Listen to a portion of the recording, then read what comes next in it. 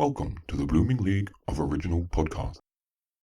Welcome to the 6th episode of And the EGOT Goes To, a breakdown and predictions podcast for all the major US-based award shows. Today we continue our first season with a 9-episode mini-series on the 2023 Tony Awards.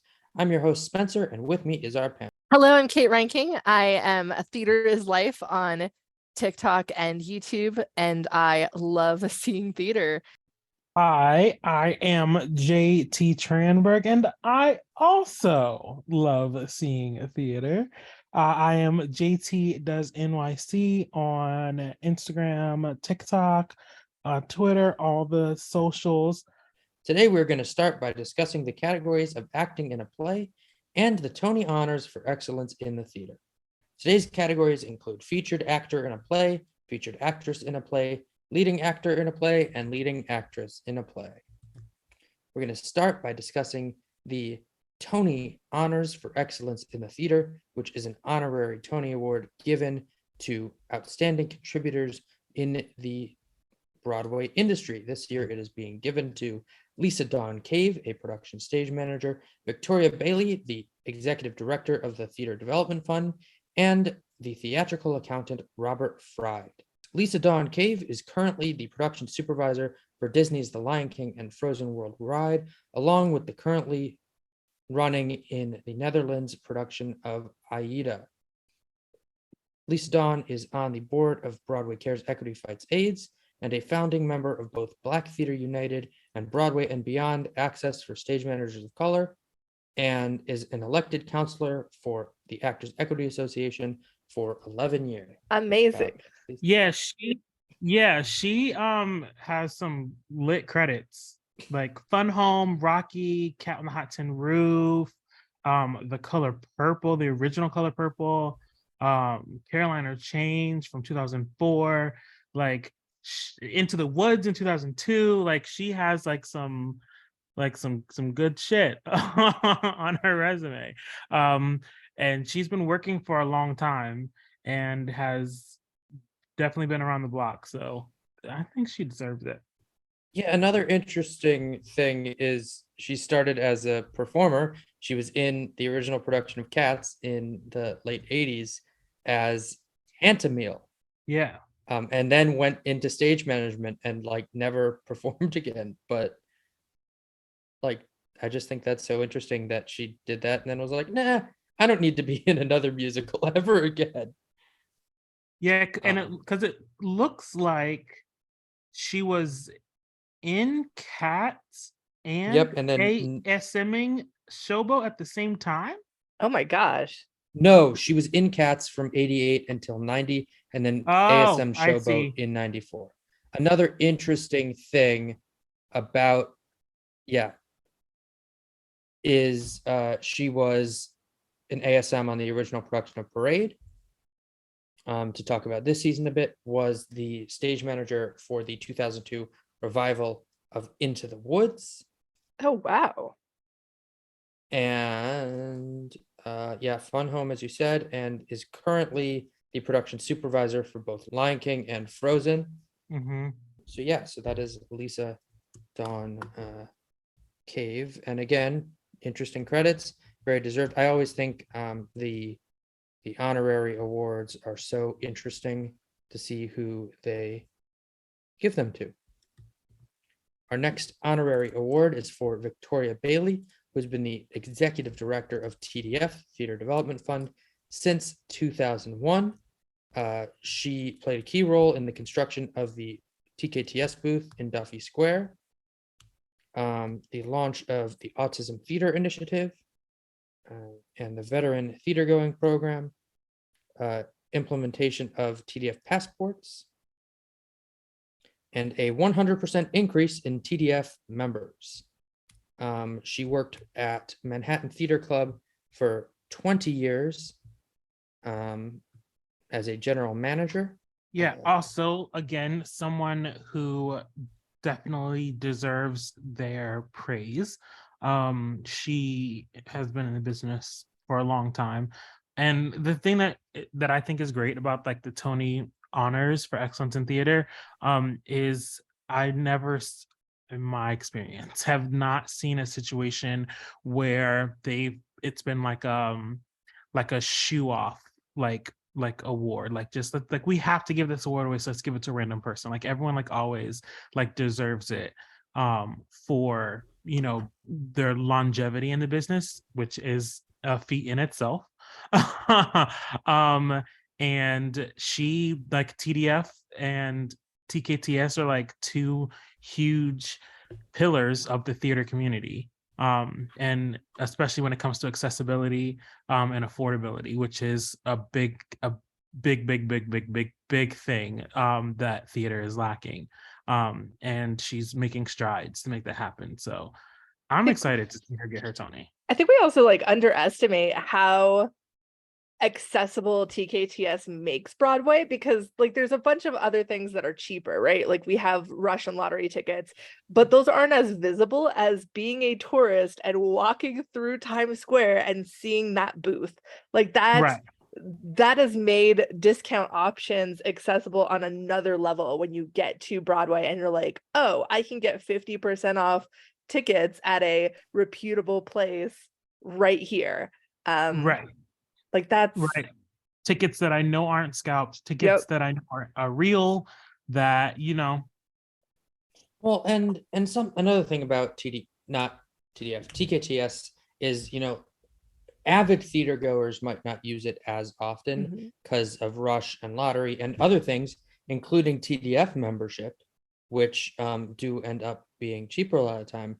But for those tourists, that ease of use that booth provides is really just something else. And another thing about this award that I do think is interesting is it tends to be something that's not necessarily given to famous people, to names.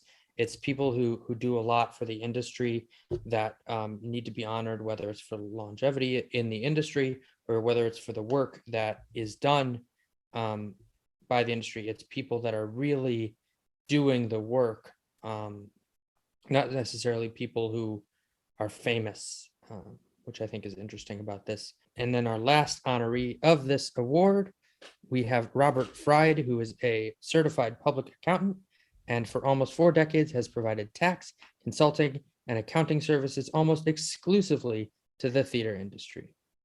Has worked on hundreds of theatrical productions during his career.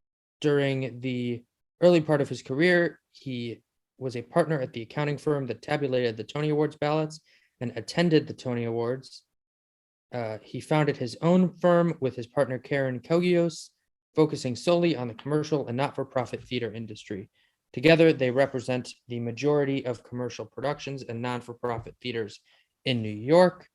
He currently works with and represents some of the most prominent and successful Broadway musicals, including Wicked, Hamilton, Book of Mormon, New York, New York, MJ, Some Like It Hot, Bad Cinderella, and Juliet, Funny Girl, Hadestown, Six, Kimberly Akimbo, Moulin Rouge, and A Beautiful Noise, Sweeney Todd, Shucked, Parade, and others. I think that's just every musical on I was like, what is that not? Exactly. Which one does he not work with? Again, another overlooked industry or aspect of the industry that deserves its praise, because again, industry means the word industry insinuates that there's money involved somehow. And like somebody has to take care of that. And with all of the creatives dealing with the creative part, it's really hard to deal with that. Even and speaking, even from the performer side, I'm an actor myself, and like that is like my worst fear is like when I quit my regular job because I can act full time, like what do I do with my taxes? And so these folks who like Robert, who have made whose life is to handle money for the theatrical community, is super dope. Well, because we also have to think about the fact that every single show is its own company. Yeah. And so you're dealing with all of that. And to also speak more about Robert, he has participated in lots of lobbying to Congress, which have to do with tax laws that impact the theater industry, is also, speaking of TDF, the vice chair and treasurer of TDF. Oh, wow. And works a lot with the league and the government to work on tax credits and such for the theater industry. Wow. So yeah, I mean, it's really interesting every year reading these press releases from the Tony Awards about who they give these awards to, these Tony honors for excellence in the theater, because they're different than the honorary Tony Awards, which are given to more, the special Tony Awards, which are given to more actors, directors, high profile people. The Tony honors for excellence in theater are really for The people who unsung impact hero. the theater. Yes. Let us get started with our competitive categories for our episode today. Today we're discussing acting in a play, and we will get started with featured actress in a play, for which we have 5 nominees. We have Nikki Crawford for Fat Ham, Crystal Lucas Perry for Ain't No Mo, Miriam Silverman for The Sign in Sidney Brewstein's Window, and Katie Sullivan and Kara Young for Cost of Living. Kate, who do you think is going to win? I have no idea. Like, this is the one category I'm like, is there a front runner? Like, I don't know. I literally, any of these women could win. In a perfect world, it would go to Crystal Lucas Perry, but I don't think enough people saw Ain't No Mo to pick her. So I think it's going to Nikki Crawford personally. I think she's going to be kind of like the wild card pick this year, and it'll be, assuming my worst nightmare and Fat Ham doesn't win Best Play, that may be the only award Fat Ham wins, which is devastating to me. But because of that, I'm going Nikki Crawford. JT? I agree with Kate as far as Crystal Lucas Perry being like in an ideal world. Her performance as Black, just that single scene was probably the best scene I saw for the entire season. Like my favorite one single scene of any show all season. It was everything. She acted her ass off. She was great in that entire show. But that one scene, just her physicality, her cadence, just everything in that one character, being comedic but also being tragic at the same time. It was fantastic. So the best case is that it goes to Crystal. I definitely could see it going to Nikki Crawford for Fat Ham. But I think I don't know who it's gonna go to. I haven't seen The Sign in Sidney Brewstein's Window yet. So I don't know how I feel about Miriam Silverman's performance.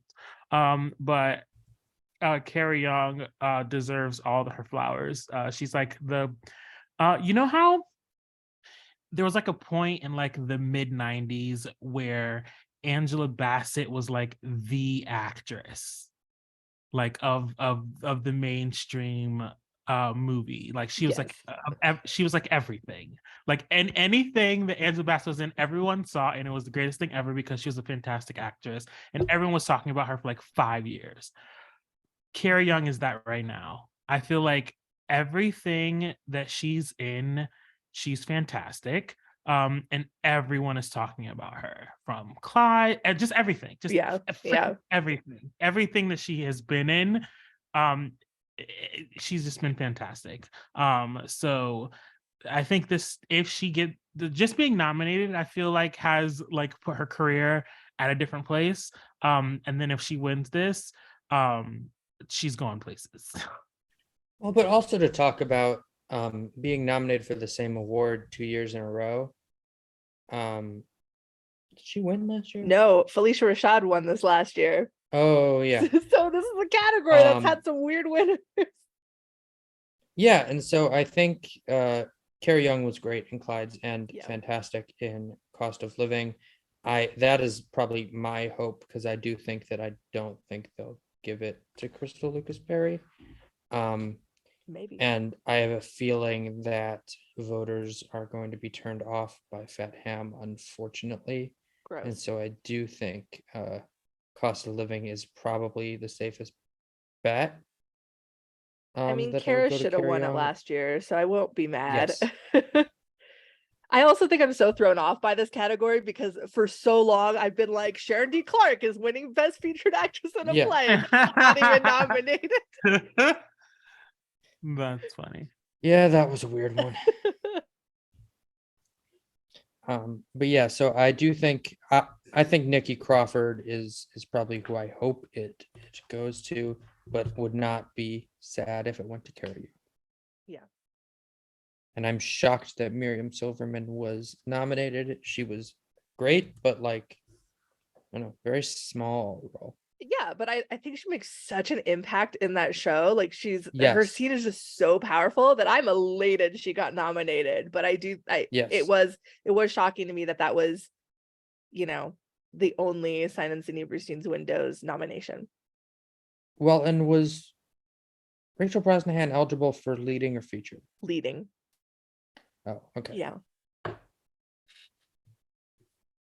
So now, speaking of leading actress in a play, let's go to leading actress in a play. Our 4 nominees are Jessica Chastain for A Doll's House, Jodie Comer for Prima Facie, Jessica Hecht for Summer 1976, and Audra McDonald for Ohio State Murders.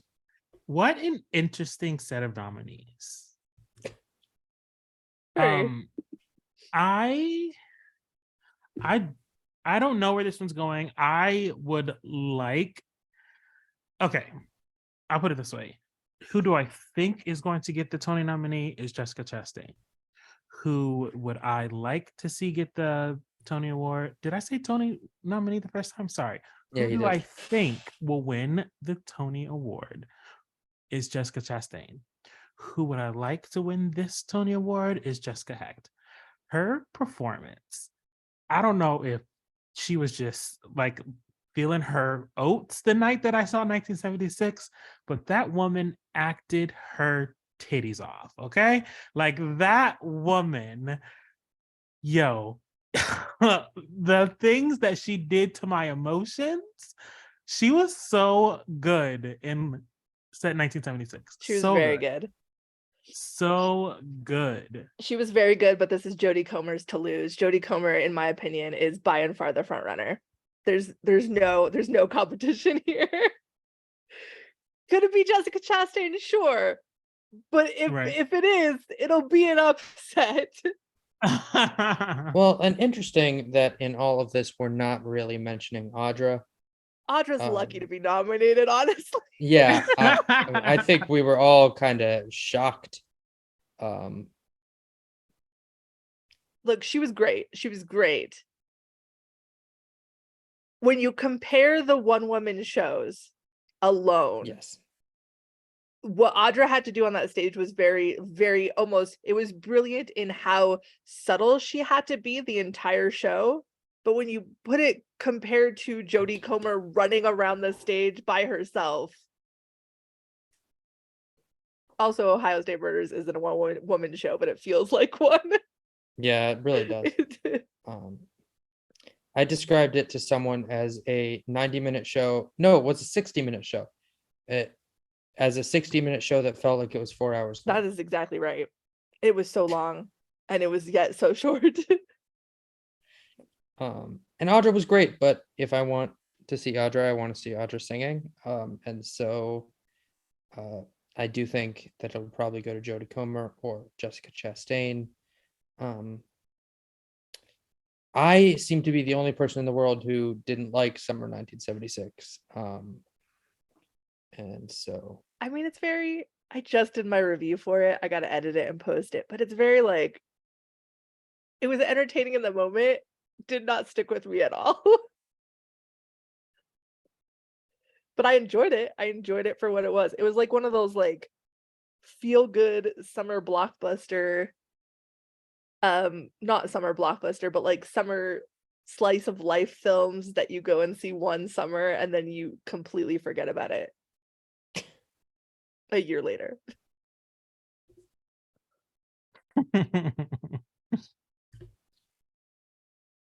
And now, oh, JT, who do you think? You think it's? You said who you wanted. Who do you think is going to win? Oh, I mean, Didn't you yeah, say I mean, Jessica? yeah, but like, Kate, you made good points. You made really good points.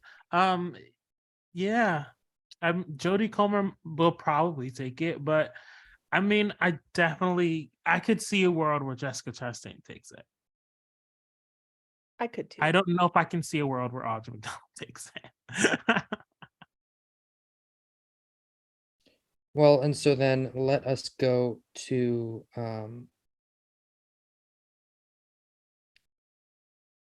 featured actor in a play, of which we have 5 nominees. We have Jordan E. Cooper, Ain't No Mo, Samuel L. Jackson, The Piano Lesson, Arian Moayed, A Doll's House, Brandon Uranowitz, Leopoldstadt, and David Zayas, Costs of Living. I was shocked by David Zayas getting a nomination, and yet I was so ecstatic Yeah, same. about it. His performance in that show is wonderful, Yeah. and deserved a nomination. I was also surprised Jordan E. Cooper got a nomination, but also pleasantly Yes. surprised. Yeah, when they said best featured actor in a play, Jordan E. Cooper, Ain't No More, I was like, yes, yes. I literally screamed at my computer. No, I mean that made me so happy, because it was deserved. Yeah. I do think that this category is probably Brandon Uranowitz's to lose. I agree. I agree. He carries that play, in my opinion. Yes, and would not be disappointed if Arian Moayed won it. Also agree. He was Also. fantastic. And he played ugh, I always forget that the husband's name. What the heck is his name? It's but he played him in a way that I have never seen before, in that like you almost like him. Even though he's, kind of an ass. Yeah, so I still haven't seen Leopoldstadt or Doll's House, but every time I hear conversations of any type involving the acting of those shows, these names are always brought up.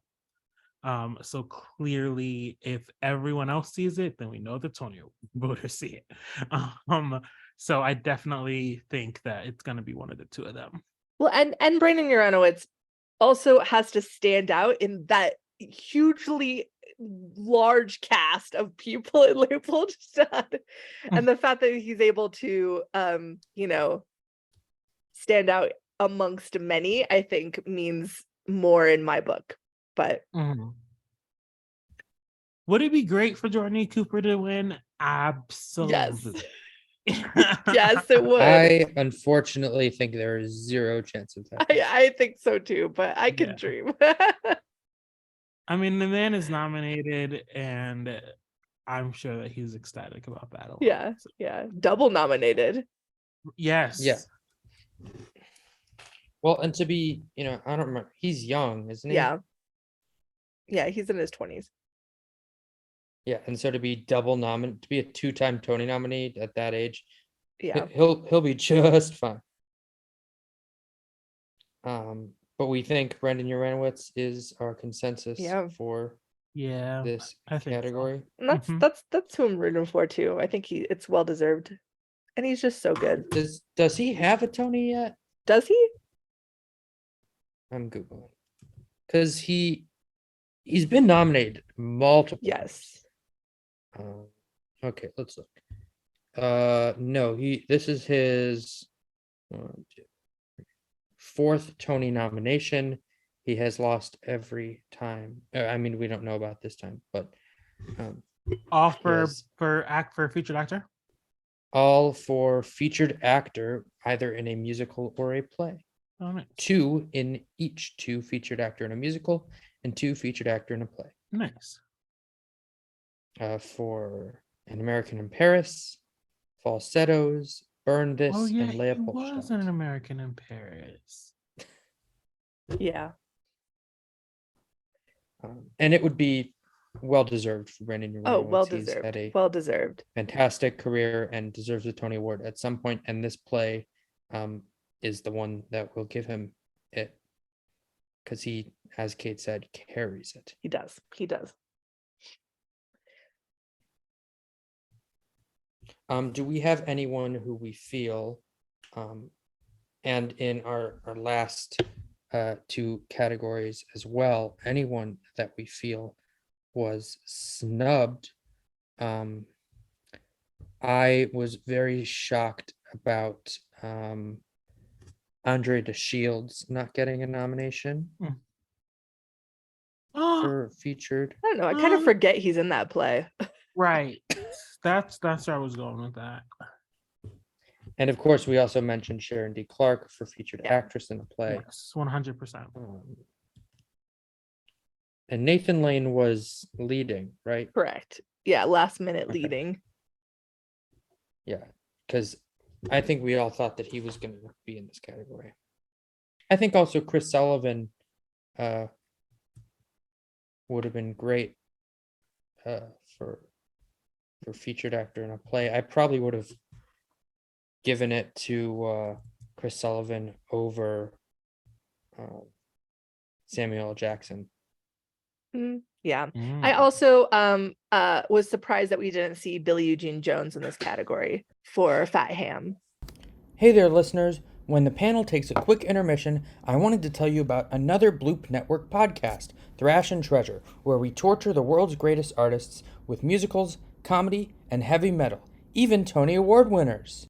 Here's a quick sneak peek with Tony winner and Tony nominee this year for Best Sound Design of a Musical, Gareth Owen. I think that also applies to producers getting people to stand up at the end of shows to entice everyone behind them to stand up as well. Stop doing that shit. Yeah, we all know there's 2 different sorts of standing ovation. There's a type of standing ovation where everyone stands up.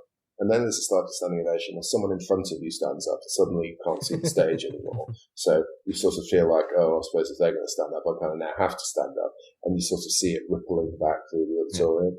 And then there's the sort of guilty standing ovation where enough people stand up that you kind of feel, oh, I can't be the person who doesn't stand up now, can I? So I guess I'm going to have to stand up as well.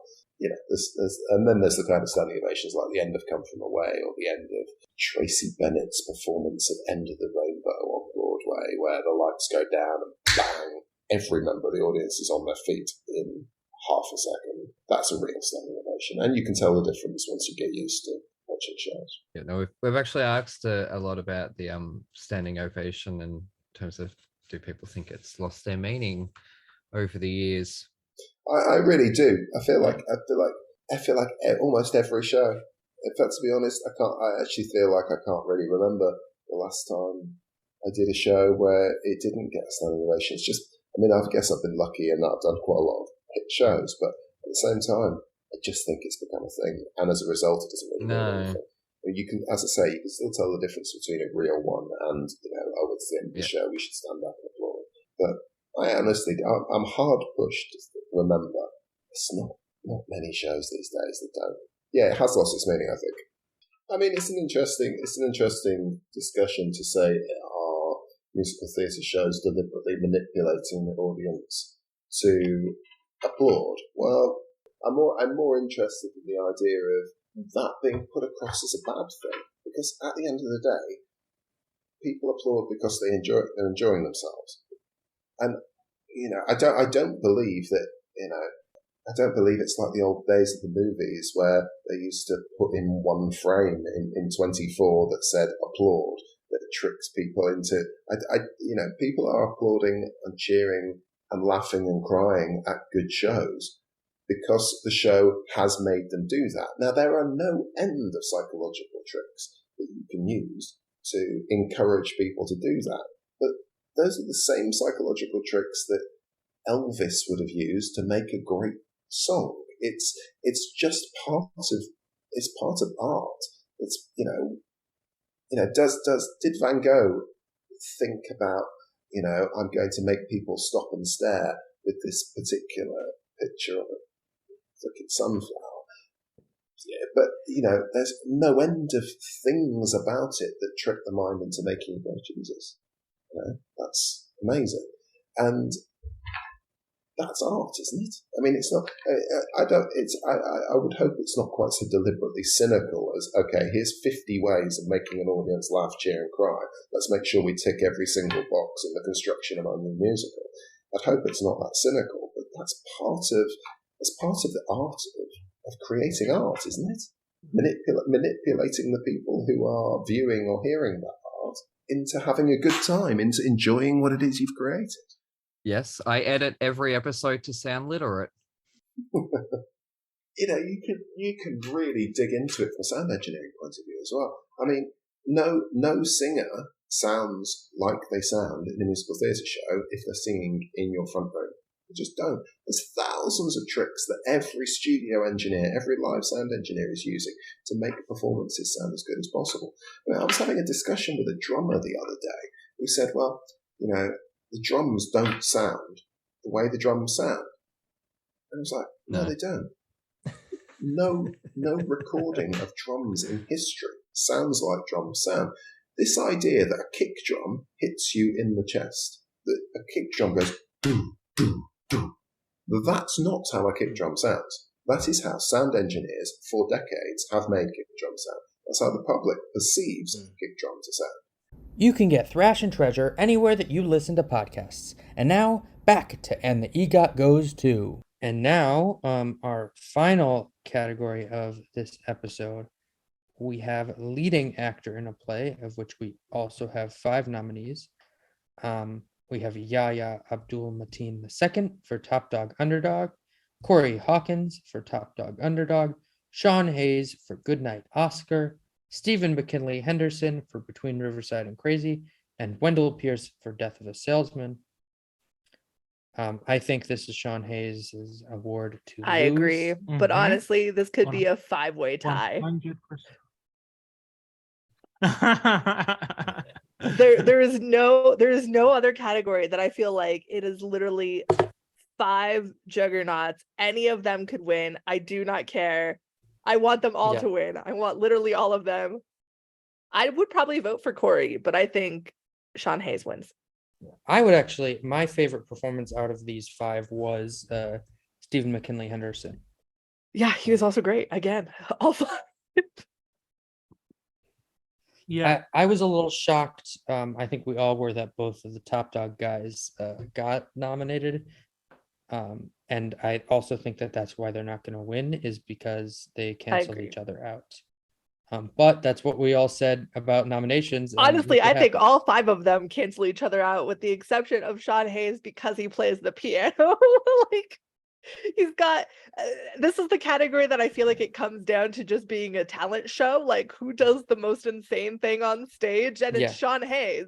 But well, and I was talking about this with some people earlier. What of the new plays this season we think will have a life regionally? And I think it will be very hard to do Goodnight Oscar because you need someone who's a classical pianist, or you do it with like a player piano, but that takes away the fun of it. Like, if Rhapsody in Blue is like 9 minutes long, you're not going to have someone sit there for 9 minutes and fake playing the piano.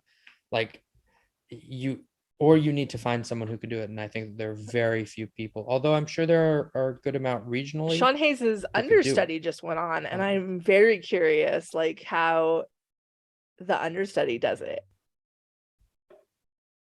Well, that's probably interesting. Do we know anyone who was there? I don't know.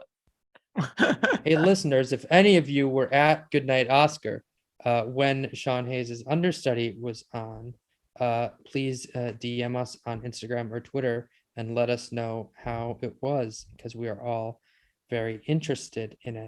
Does he play the piano? Let us know. I assume so. I mean, I saw it pre-Broadway. I still haven't seen it on Broadway. I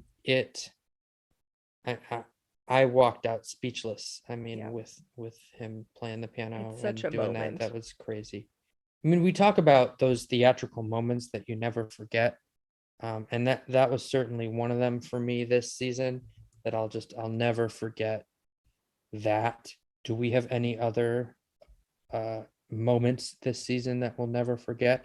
I think the chase scene from Some Like It Hot. Ugh, yes. Yeah. The first time the giraffe pops out of the set in Life of Pi Yep. shook me to my core. I was like, this is gorgeous. I think a moment that like really has stuck with me is the karaoke scene in Fat Ham. Yes. It really that like is a standout. Like when I think of that show, I think of that scene. Yeah, Um, that's why yeah. that show was my top show of last year, was because of like the karaoke scene just took my breath away. Yeah. I think for me also, Kimberly Kimbo, the ice skating. Yeah. I didn't see it at the Atlantic, and so I saw it for the first time on Broadway and was shook to my core by the ice skating. And I think also talking about, since we are talking about plays right now, some of those play moments,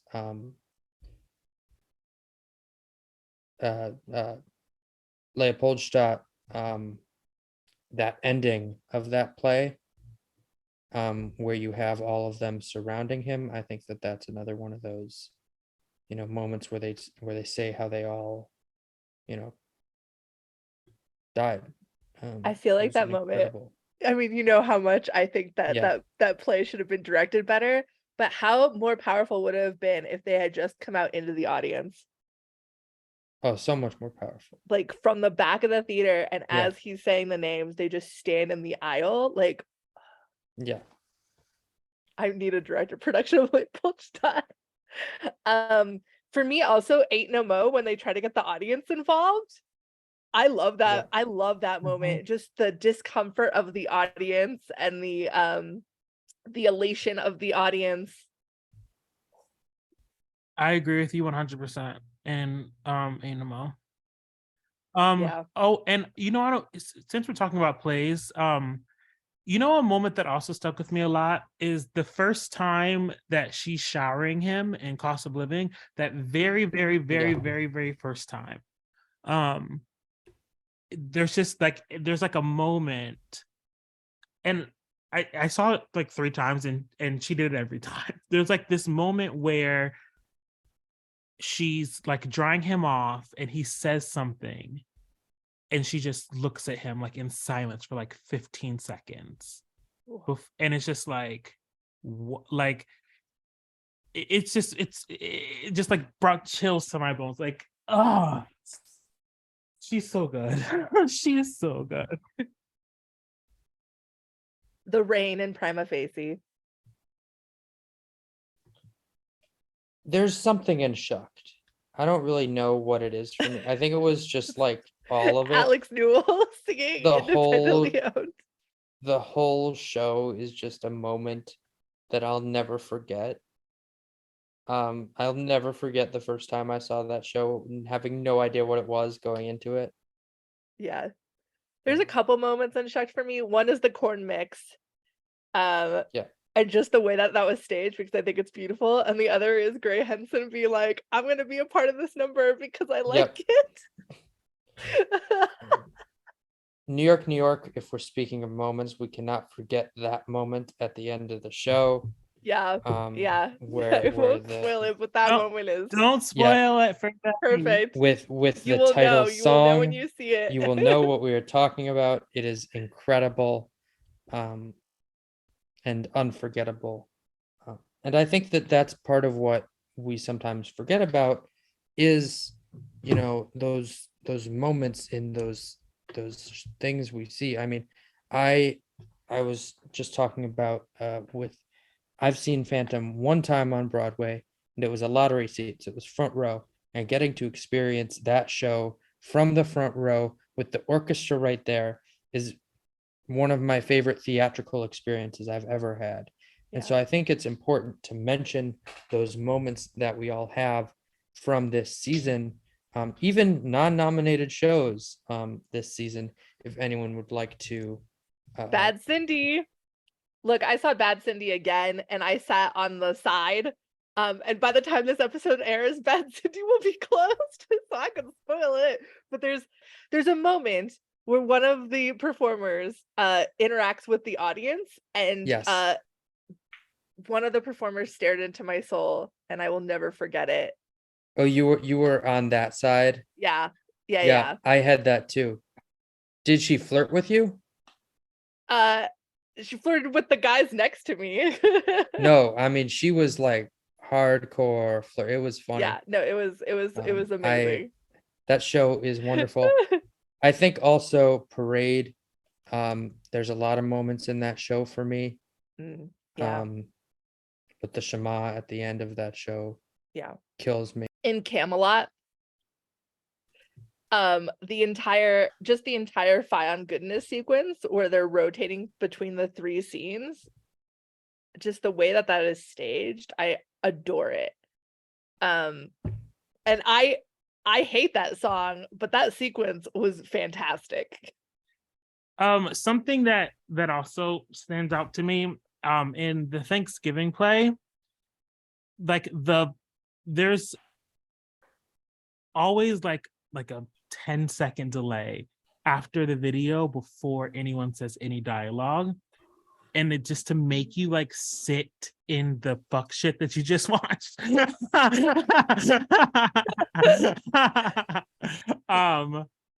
And it's so great, and it like really like drives in that point. And then also her last line of that show, like the best way to do it is to not do it.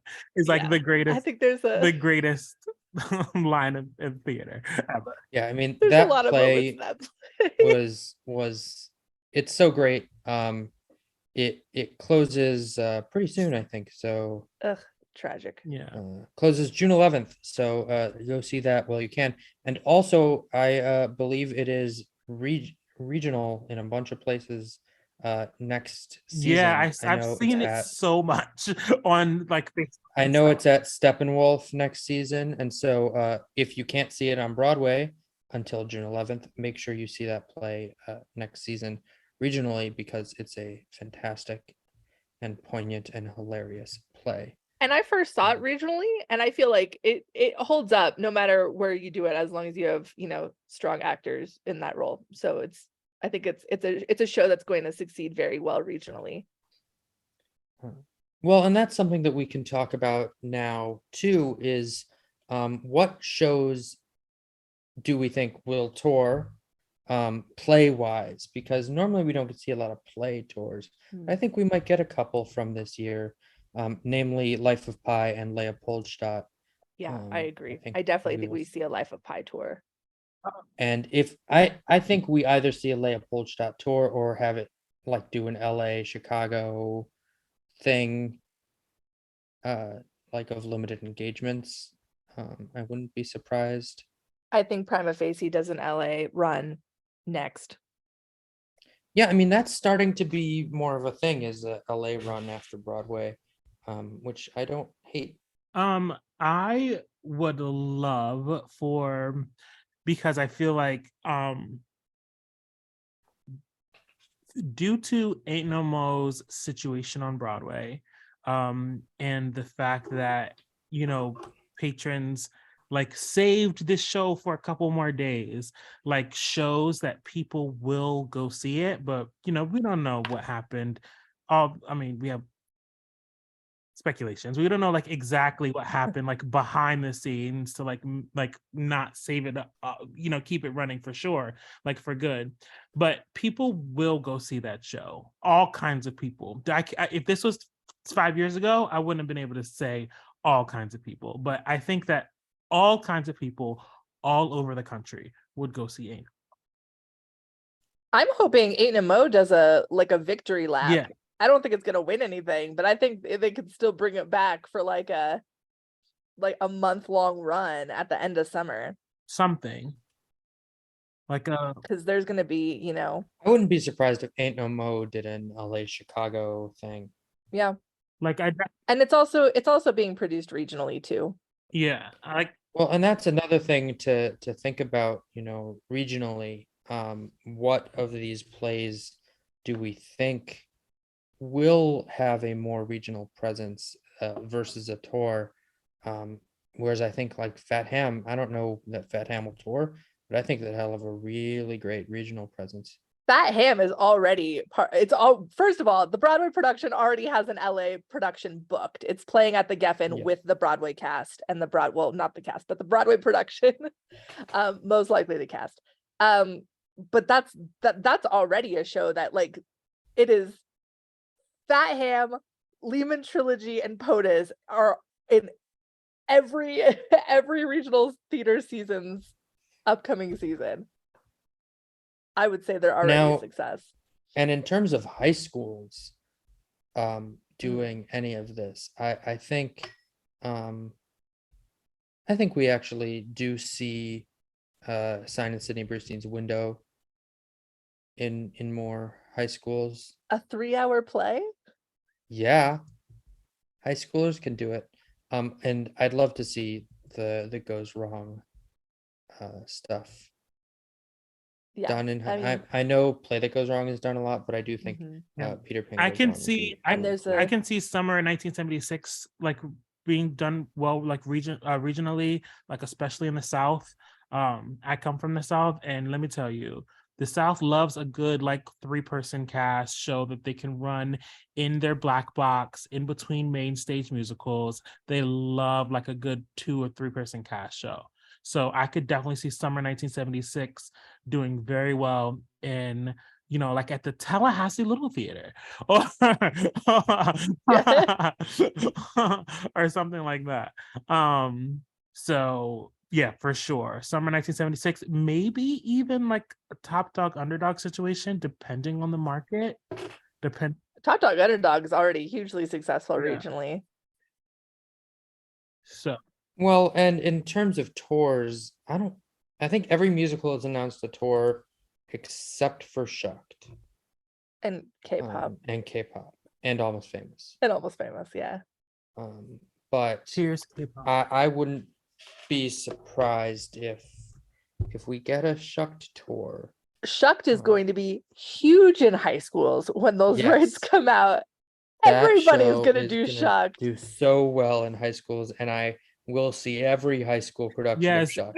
and when in at the end of 2024, when all these high schools are doing their TikTok musical reveals, Shucked will be on all the boards, and Shucked will be the last show on all the boards.